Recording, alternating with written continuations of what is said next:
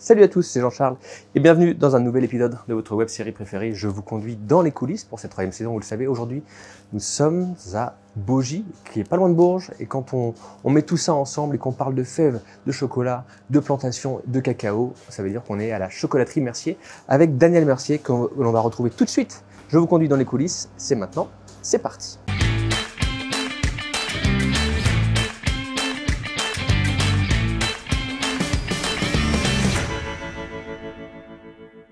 Bonjour Daniel Mercier. Bonjour. Merci beaucoup de nous accueillir chez vous ici, à Baugy. Je le disais dans mon lancement, on n'est pas très loin de Bourges. Et je vous disais surtout, avant de commencer, que vous ne faisiez pas votre âge. Oui, c'est ça. 111 ans. Ah bah oui, ça conserve. Ah, le chocolat, ça conserve. Oui, c'est ça. C'est une entreprise et une histoire familiale qui a été fondée par mon grand-père ouais. en 1912. Marcel. Votre père, papa, après Pierre. Voilà, en 58. C'est moi qui ai repris il y a quelques années. et la quatrième génération qui arrive. Julien. Mon fils qui arrive aux commandes, oui. Et pourtant, tout est parti de la boulangerie à la base. On est boulanger-pâtissier dans le village. C'est pour ça que moi, je suis le fils du boulanger du village. J'aime bien dire ça parce que ça donne un peu le... Et on est resté dans le même village, on a grandi, on a eu la chance d'avoir un premier bâtiment, de pouvoir acheter un premier bâtiment en plein centre du village, une ancienne coopérative agricole, et ensuite de pouvoir continuer à nous installer ici dans le seul bâtiment qui pouvait être libre ici. C'était une usine de vêtements, Gérard Pasquier, pour ceux qui connaissent. Et nous, on a racheté ce bâtiment, donc 5600 mètres carrés sur un peu plus de 4 hectares. Et on est arrivé ici, donc j'avais 9 collaborateurs à l'époque. On avait un volume d'affaires qui était de l'ordre de 600 000 euros. Et on a racheté ce bâtiment et on a investi 4 millions d'euros. Aujourd'hui, il y a combien de collaborateurs ? Aujourd'hui, sur l'ensemble de la maison, pas seulement ici à Baugy, mais sur l'ensemble de nos activités, on est 90 collaborateurs à peu près. Ici, on est où? Ça s'appelle comment? C'est la salle de fabrication? C'est la salle d'enrobage. Donc okay. C'est l'endroit où on vient faire tous les enrobages de nos bonbons de chocolat. Nous, on a une grande spécialité sur les bonbons de chocolat, les moulages, des choses comme ça. Donc vous allez voir, là par exemple, on a un petit atelier moulage aujourd'hui, moulage de Noël. Donc ça y est, Noël approche. Donc, déjà, on travaille Noël alors qu'on est en juin. On travaille Noël, on commence à travailler les collections pour préparer les collections pour nos clients. Et sachant que comme on fait pas mal d'exports, donc le grand export, États-Unis, Japon, Australie, Canada, les premières livraisons de Noël vont partir tout début septembre. Okay. Donc on est sur des produits qui ont une durée de vie de 12 mois. Un moulage, c'est comme une tablette de chocolat. C'est 12 à 18 mois de conservation. Et là, pour que ce soit vendu à Noël, que ça arrive dans les boutiques à Noël, il faut effectivement que ça parte début septembre. Donc là, on est sur les collections pour l'instant.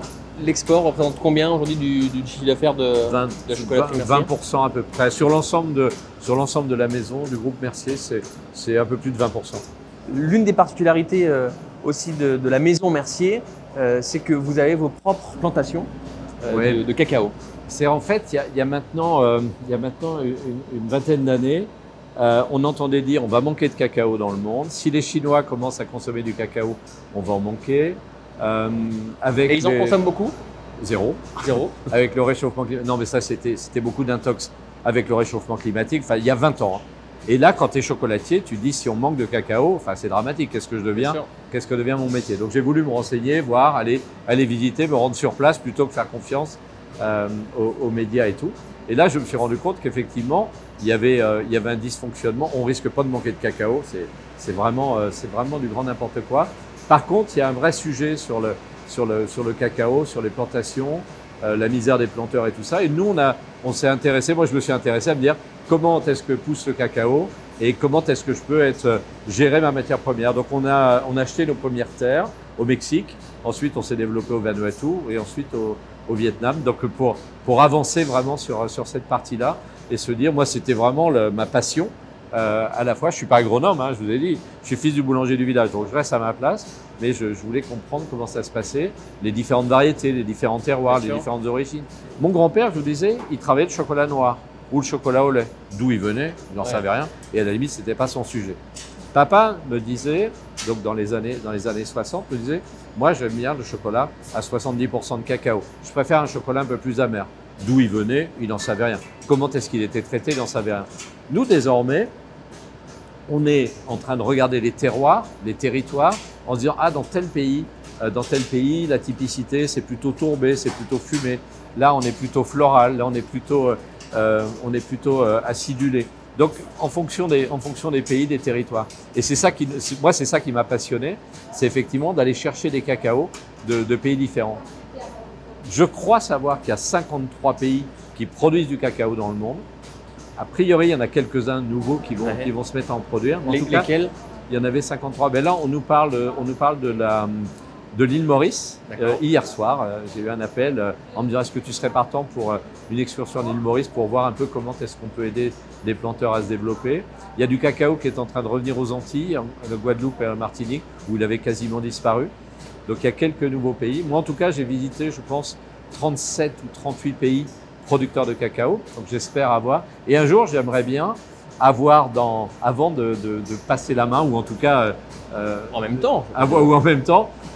Arriver à avoir les 53 origines de cacao. Ça me passionnerait. Et de se dire que dans cette maison, on travaille 100% des origines de tous les pays du monde. Donc ça, c'est un vœu un peu fou, mais peut-être qu'on y arrivera. Il faudra qu'on revienne alors pour refaire un autre épisode. Ici, on est où, Daniel?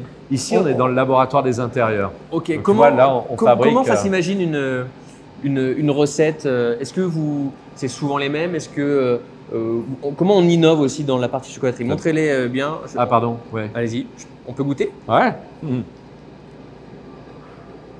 Il y a des fruits là-dedans. Ouais. Alors c'est marqué. C'est de la fraise. Fraise. Donc là, c'est l'époque des fraises. Hein. Ok.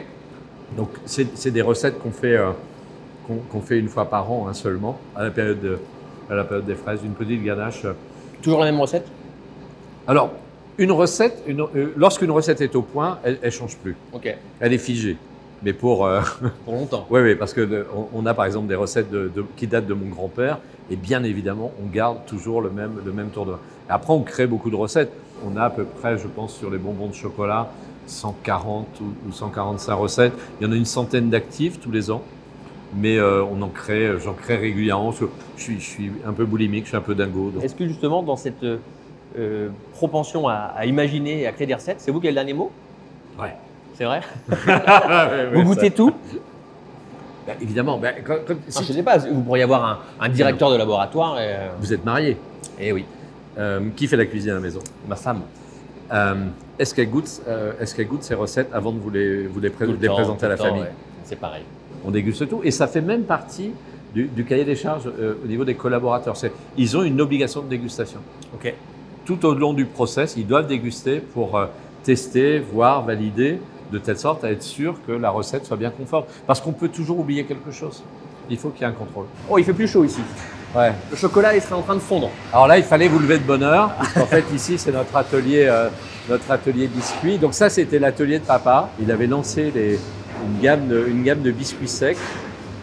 Donc là, c'est très mécanisé. J'aime à rappeler que dans les années 80-85, lorsque j'étais étudiant, on nous disait que 98% de la biscuiterie vendue en France était fabriquée en France. Or, aujourd'hui, c'est moins de 20%. Et nous, on a fait le pari de continuer à fabriquer un petit peu de biscuiterie régionale et traditionnelle ici en France. Mais il a fallu mécaniser toutes les tâches qui servent à rien. Donc le laboratoire, là encore, c'est la cuisine. Là, on fait des recettes. Et ensuite, toute la partie mécanique qui finalement n'apporte pas de valeur ajoutée, qui est faite par des machines. Et on a une gamme de biscuits salés assez étendue.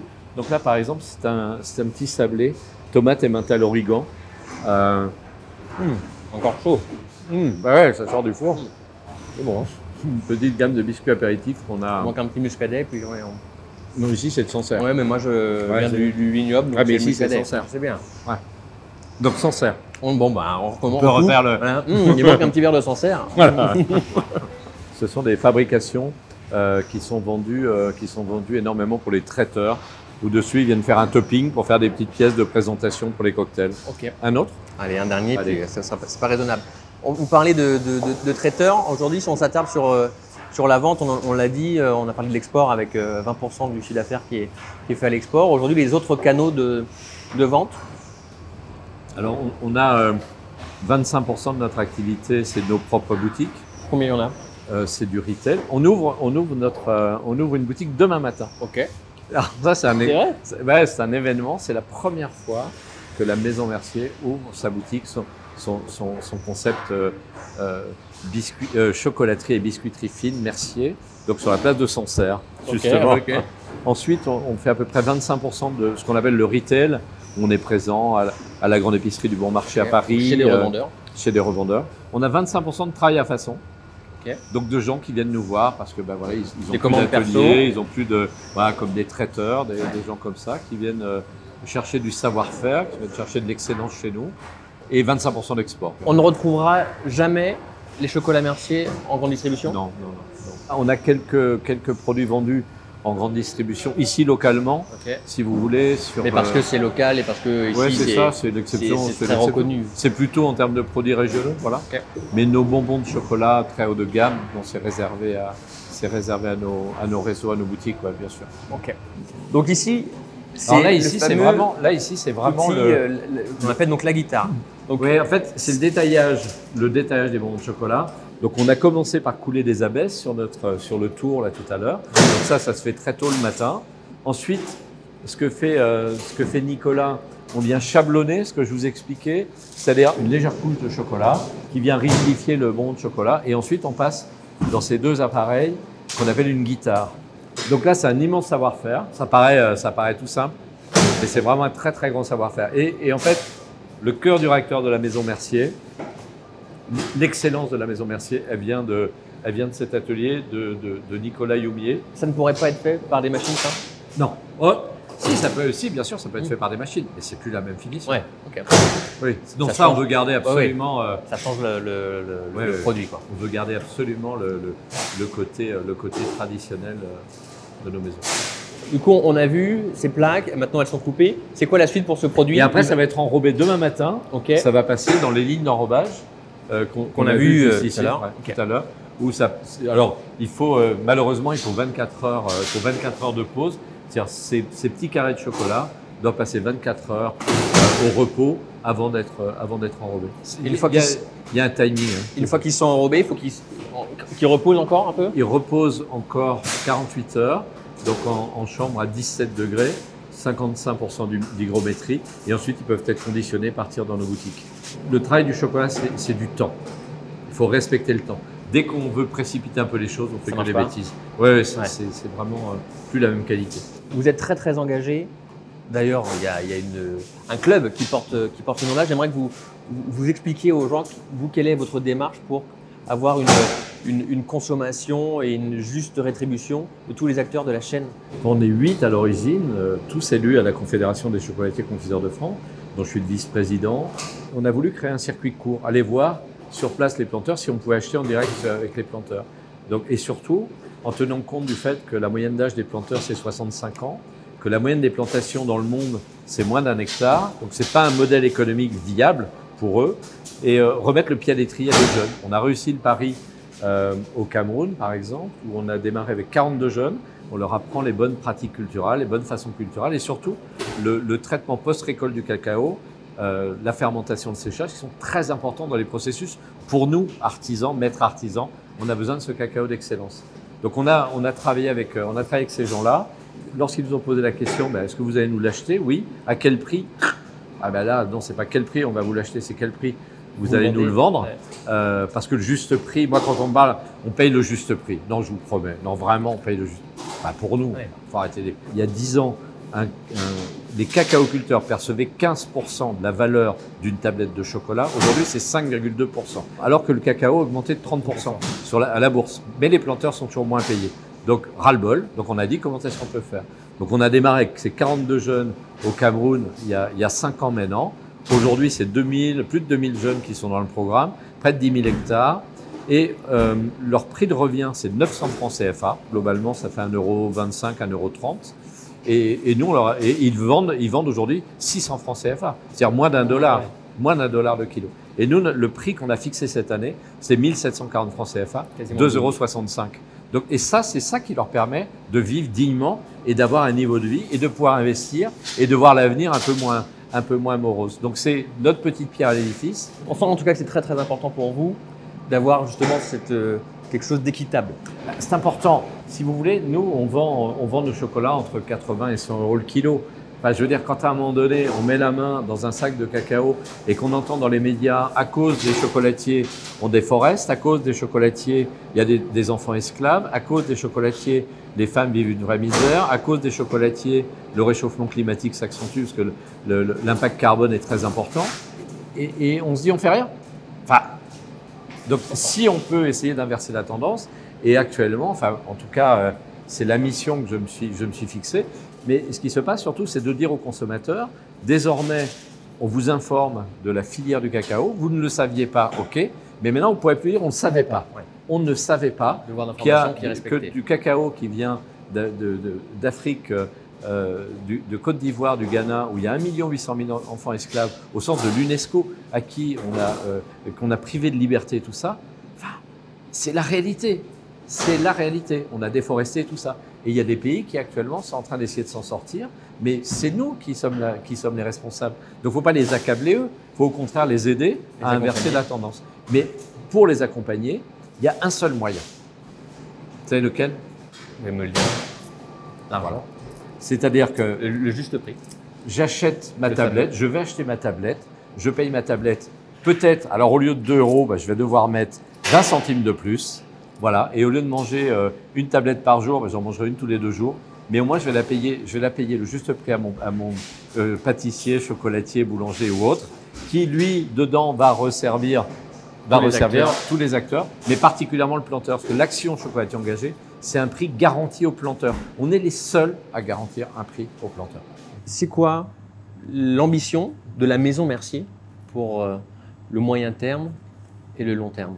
C'est rester où on en est, quoi. Rester à ce niveau d'excellence, d'exigence, continuer à être connu et reconnu comme étant une maison de qualité qui travaille, qui triche pas, qui forme, qui continue avec ses collaborateurs. Et puis aussi avec, je vous dis, ce qui est important pour nous, c'est l'amont, c'est la filière. Par exemple, notre farine, nos graines et tout ça viennent de Bogie et de la région de Bogie. Enfin, on essaye d'acheter au maximum.